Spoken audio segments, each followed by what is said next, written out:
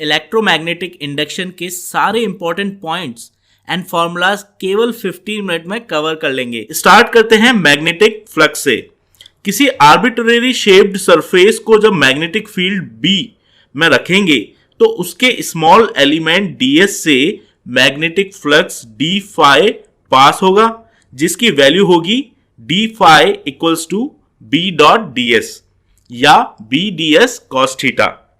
Theta यहां magnetic field B और area vector ds के बीच का एंगल है।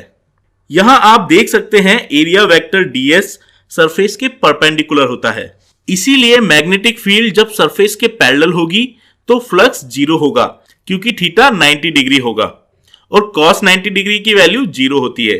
इसी तरह जब मैग्नेटिक फील्ड सरफेस के परपेंडिकुलर होगी तब फ्लक्स की वैल्यू B टाइम्स S होगी। फैराडेज लॉ हमें किसी भी क्लोज लूप में इंड्यूस्ड ईएमएफ और मैग्नेटिक फ्लक्स के बीच का रिलेशनशिप बताता है। इंड्यूस्ड ईएमएफ होती है rate of change of magnetic flux with time through the loop. ध्यान रखें इस फॉर्मूले में एक नेगेटिव साइन भी आता है। Induced EMF equals to minus D phi by D T. अगर सर्किट एक कॉइल है विद n लूप्स तो सेम इक्वेशन को लिख सकते हैं induced EMF equals to minus N D phi by D T. इस इंड्यूस्ड ईएमएफ से सर्किट में जो करंट आता है उसकी वैल्यू होगी current I equals to induced EMF divided by R equals to 1 divided by R times minus D phi by D T, जहां R circuit का रेजिस्टेंस है। यहां से हम सर्किट में टोटल कितना चार्ज फ्लो हुआ है ये भी कैलकुलेट कर सकते हैं क्योंकि I equals to D Q by D T या D Q equals to 1 divided by R times minus D phi. अगर टाइम इंटरवल डेल्टा t में एवरेज वैल्यूज की बात करें तो सेम फॉर्मूलाज ऐसे लिख सकते हैं induced EMF equals to minus delta phi divided by delta t, current I equals to 1 divided by R times minus delta phi divided by delta t and flow of charge delta Q equals to 1 divided by R times minus delta phi. Delta phi यहां पे flux में जो change हुआ है delta t time interval में उसकी value होती है। Rate of change of magnetic flux with time हम 4 तरीकों से अचीव कर सकते हैं। पहला तरीका है मैग्नेटिक फील्ड टाइम के साथ वेरी हो, यानी B is a function of time. दूसरा तरीका है करंट जो मैग्नेटिक फील्ड प्रोड्यूस कर रहा है वो चेंज हो रहा है, यानी current I is a function of time. तीसरा तरीका है लूप का सरफेस एरिया जो मैग्नेटिक फील्ड के अंदर है वो कम या ज्यादा हो रहा हो। और लास्ट तरीका है अगर एरिया वेक्टर और मैग्नेटिक फील्ड के बीच एंगल थीटा चेंज हो रहा हो। फॉर एग्जाम्पल अगर लूप को हम रोटेट कर रहे हैं। अब बात करते हैं लेंस लॉ की, जो हमें इंड्यूस्ड ईएमएफ की वजह से जो करंट प्रोड्यूस होता है उसकी डायरेक्शन बताता है। यह लॉ कहता है कि जिस भी वजह से सर्किट या लूप में मैग्नेटिक इंडक्शन इफेक्ट आया है, यानी फ्लक्स चेंज हुआ है, करंट उस सर्किट या लूप में उस डायरेक्शन में फ्लो होगा ताकि वो उस वजह को अपोज कर सके, यानी कम कर सके। इसीलिए फैराडेज लॉ में हमने देखा था एक नेगेटिव साइन हम D phi by D T के आगे लगाते हैं to consider the opposing effect. 4 example से समझते हैं। पहला केस जब लूप में डाउन डायरेक्शन या क्रॉस डायरेक्शन में मैग्नेटिक फील्ड टाइम के साथ इंक्रीज हो रही है। अब इस लूप में करंट ऐसे फ्लो करेगा ताकि वो इस इंक्रीज को अपोज कर सके, यानी इस करंट की वजह से अप डायरेक्शन या डॉट डायरेक्शन में मैग्नेटिक फील्ड आनी चाहिए। वो तब आएगी जब induced current anti clockwise direction में फ्लो करेगा। दूसरा केस मान लीजिए एक इनफाइनाइट वायर में करंट टाइम के साथ इंक्रीज हो रहा है। अगर वायर में करंट की डायरेक्शन अपसाइड है तो लूप में इसकी वजह से मैग्नेटिक फील्ड डॉट डायरेक्शन में होगा जो टाइम के साथ इंक्रीज हो रहा होगा।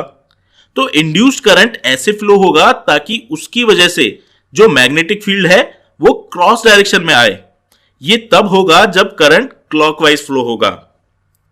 थर्ड केस मैग्नेट का लेते हैं।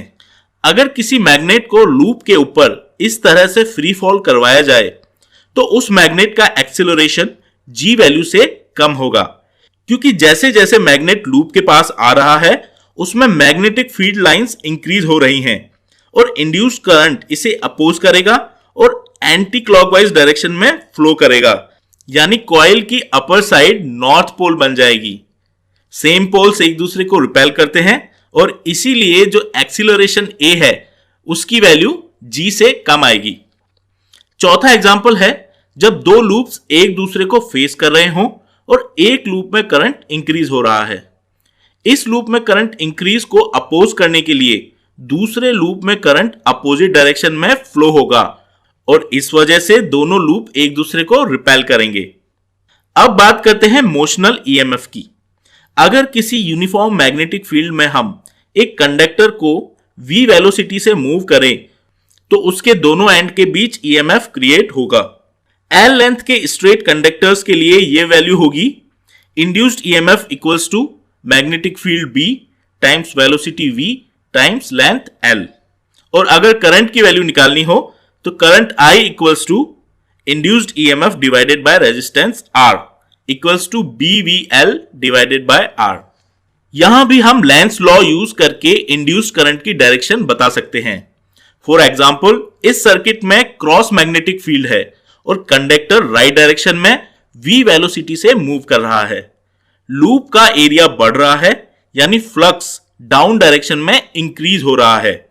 इसे अपोज करने के लिए करंट एंटी क्लॉकवाइज फ्लो होगा। यही बात आप राइट हैंड रूल से भी पता लगा सकते हैं। वेलोसिटी की डायरेक्शन में थंब रखें और मैग्नेटिक फील्ड की डायरेक्शन में फिंगर्स। अब जिस तरफ पाम होगा उस साइड हायर पोटेंशियल होगा और उसके अपोजिट साइड लोअर पोटेंशियल होगा, यानी पाम की डायरेक्शन में ही इंड्यूस्ड करंट फ्लो होगा। इंड्यूस्ड करंट कंडक्टर पर फोर्स लगाएगा जिसकी डायरेक्शन भी राइट हैंड रूल से पता लगती है। और इस सर्किट में क्योंकि करंट एंटी क्लॉकवाइज है और मैग्नेटिक फील्ड डाउनवर्ड है, इसीलिए फोर्स लेफ्ट डायरेक्शन में आएगा। करंट की डायरेक्शन में थंब और मैग्नेटिक फील्ड की डायरेक्शन में फिंगर्स। पाम की डायरेक्शन आपको फोर्स की डायरेक्शन बताएगी। इस फोर्स की वैल्यू होगी current I times magnetic field B times length L। क्योंकि I हमें पता है BVL डिवाइडेड बाय R है, तो फोर्स की वैल्यू इस इक्वेशन से भी कैलकुलेट कर सकते हैं, B square L square V divided by R। अगर कंडक्टर को कांस्टेंट वेलोसिटी v से मूव करना है तो एक equal and opposite force F लगाना होगा। इस फोर्स की वजह से वर्क डन होगा F टाइम्स v, जिसे लिख सकते हैं B square L square V square divided by R। वहीं अगर सर्किट में हम देखें कि कितनी पावर डिसिपेट हो रही है रेजिस्टर से, तो उसकी वैल्यू होती है I स्क्वायर R। इसकी वैल्यू अगर हम कैलकुलेट करें तो ये वैल्यू भी हमारी आएगी B square L square V square divided by R, यानी दोनों वैल्यू सेम होंगी। जितना फोर्स F हमारे कंडक्टर पर वर्क कर रहा है उतनी ही एनर्जी हमारी रेजिस्टर से डिसिपेट होगी in the form of heat. अगर कोई कंडक्टिंग रॉड है L लेंथ की जो कांस्टेंट एंगुलर स्पीड ओमेगा से रोटेट हो रही है, तो ईएमएफ की वैल्यू होगी magnetic field B times angular speed omega times length का square divided by 2। Right hand rule से हम बता सकते हैं कि पॉइंट P पर पोटेंशियल हायर होगा पॉइंट O से, यानी potential at point P minus potential at point O equals to B omega L square divided by 2। अब बात करते हैं सेल्फ इंडक्टेंस और इंडक्टर्स की। मान लीजिए एक आइसोलेटेड सर्किट है, यानी कोई एक्सटर्नल मैग्नेटिक फील्ड नहीं है। अब अगर इस सर्किट से करंट पास करवाया जाए तो एक मैग्नेटिक फील्ड क्रिएट होगी और सेम सर्किट से मैग्नेटिक फ्लक्स पास होगा। अब अगर इस करंट की वैल्यू चेंज होती है तो एक इंड्यूस्ड ईएमएफ प्रोड्यूस होगा जो इस करंट में चेंज को अपोज करेगा, जो कि हमें फैराडेज लॉ से पता लगता है। इस इंड्यूस्ड ईएमएफ को सेल्फ इंड्यूस्ड ईएमएफ कहते हैं। इस सेल्फ इंड्यूस्ड ईएमएफ से हमें सेल्फ इंडक्टेंस की वैल्यू इस तरह मिलती है। Induced EMF is proportional to change in current D by D T. इसे हम लिख सकते हैं induced EMF equals to minus L D by D T. ये जो प्रोपोर्शनलिटी कांस्टेंट L है इसे सेल्फ इंडक्टेंस बोलते हैं। इसकी वैल्यू आती है minus induced EMF divided bye di/dt। इसका हमें मैग्नीट्यूड कंसीडर करना है। ऐसी ही सर्किट एलिमेंट को जिसमें इंडक्टेंस होता है उसे इंडक्टर कहते हैं, जैसे सर्कुलर कॉइल, सोलेनॉइड एक्सेट्रा।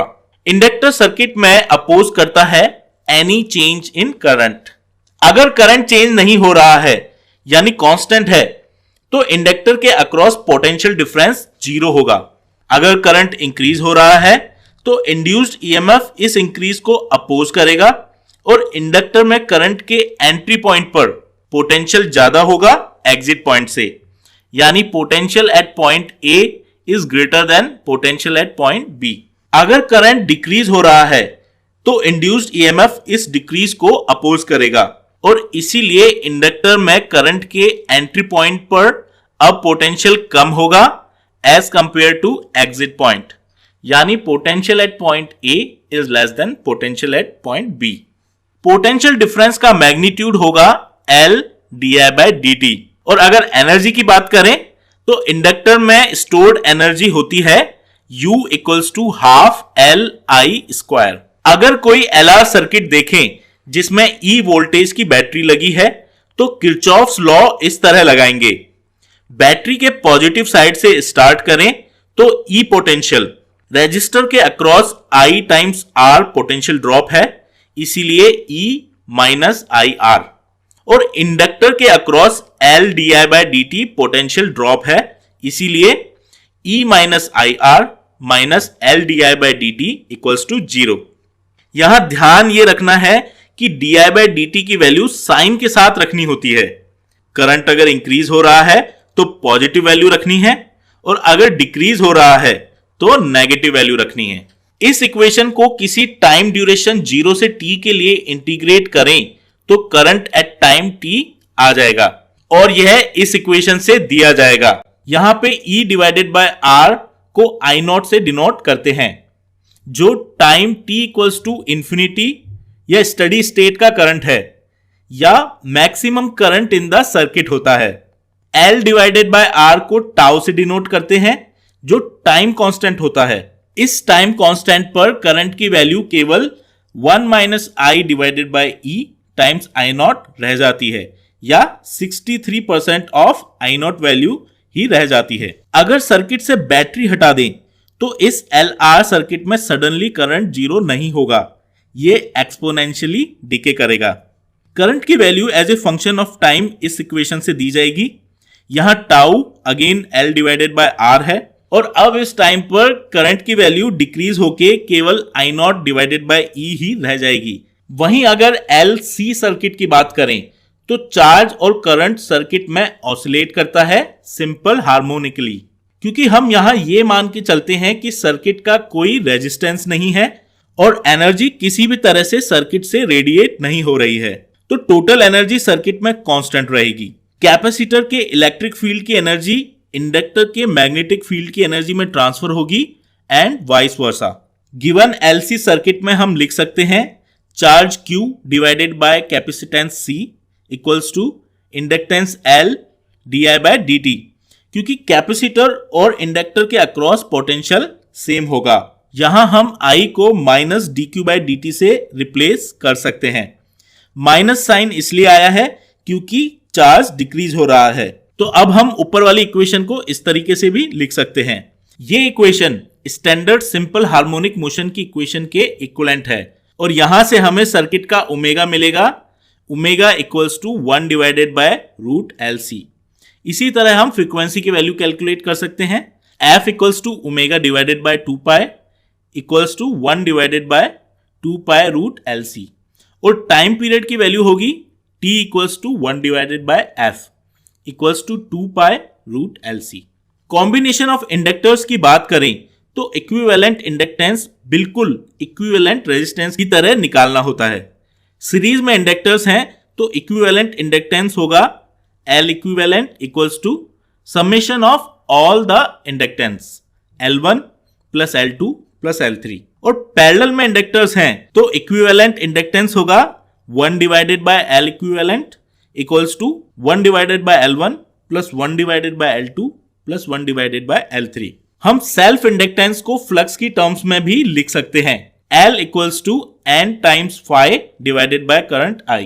ये फॉर्मूला यूज करके हम सोलेनॉइड का सेल्फ इंडक्टेंस निकाल सकते हैं, जो आता है L equals to mu naught N square times A divided by L, जहां N नंबर ऑफ टर्न्स हैं, L सोलेनॉइड की लेंथ है और A उसका क्रॉस सेक्शनल एरिया। यहां ये बात ध्यान रखें कि self inductance square of number of turns के प्रोपोर्शनल होता है, यानी L is proportional to N square. इसी तरह टोरॉइड का सेल्फ इंडक्टेंस आता है L equals to mu naught N square H divided by 2 पाई times ln R2 by R1। यहां H टोरॉइड की थिकनेस है और R2 और R1 outer and inner radius है।